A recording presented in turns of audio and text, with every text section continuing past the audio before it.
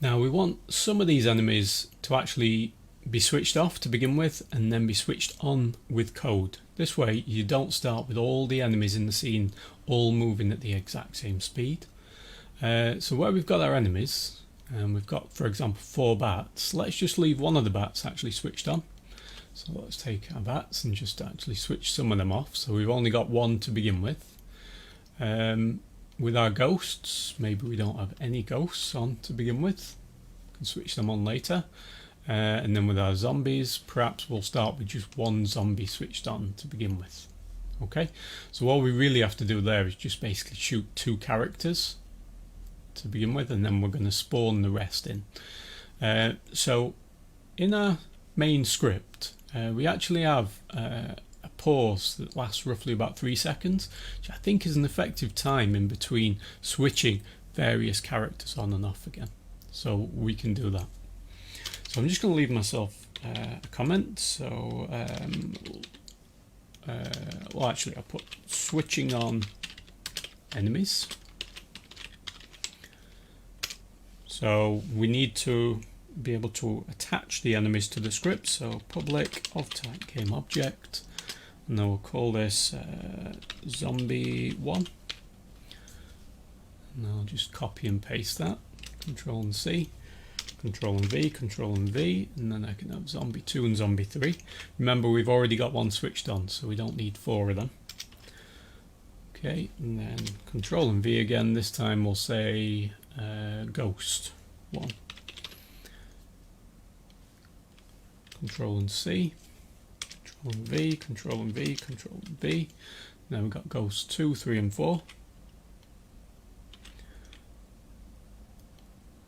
And then we've also got our bat as well, so we can say bat 1. Now we've already got one of the bats switched on, so we only need 3 bats.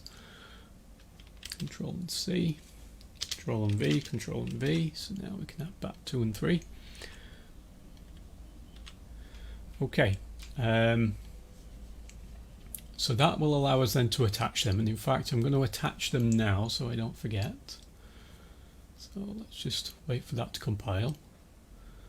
And then on the ground we can now see that we've got all these empty game slots. So zombie, basically you want to attach the ones that are switched off. So zombie 1, zombie 2 and zombie 3. And then we've got our ghosts. This is all 4 ghosts. Just make sure that you don't double up or anything, they're all individual items. And because we know we're pooling these, we're never going to have more than these characters. This is how we can do this in the script. We're not dynamically spawning new characters in. And there we go. Alright, so we've got those attached. So in the start, we've got our time countdown, but I'm going to now call a new coroutine that's going to be called load enemies, let's say. So start coroutine. Load enemies. Okay, runs on the start, only has to run once. So let's go down to the very bottom of the script. A new IEnumerator, load enemies.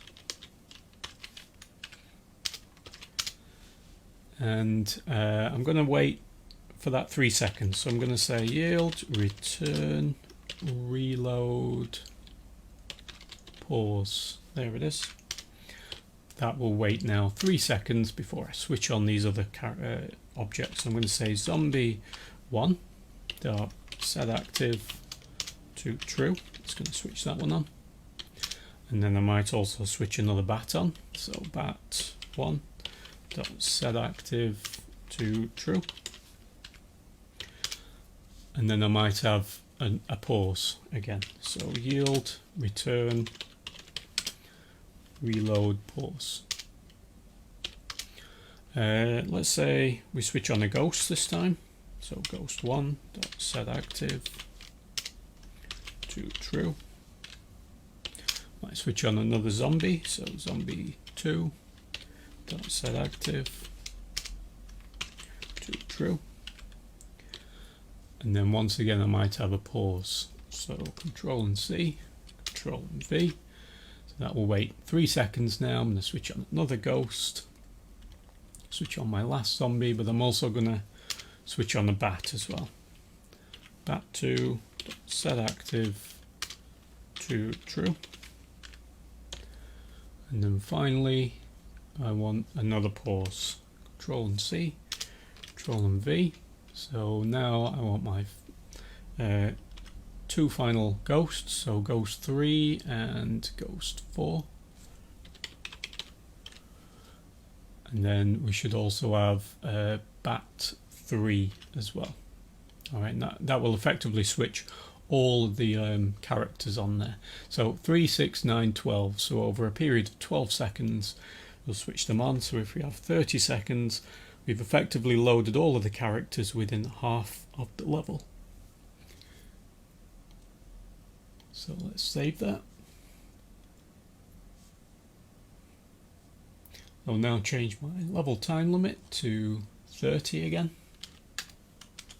And let's just test this out, make sure that this works. Okay, so we've got a bat and a zombie. Then we've got another bat and another zombie. And then another zombie and ghost. Another ghost. Another bat. There we go, and I believe that we've now got all of the characters loaded in. Notice that they're all running at different speeds now.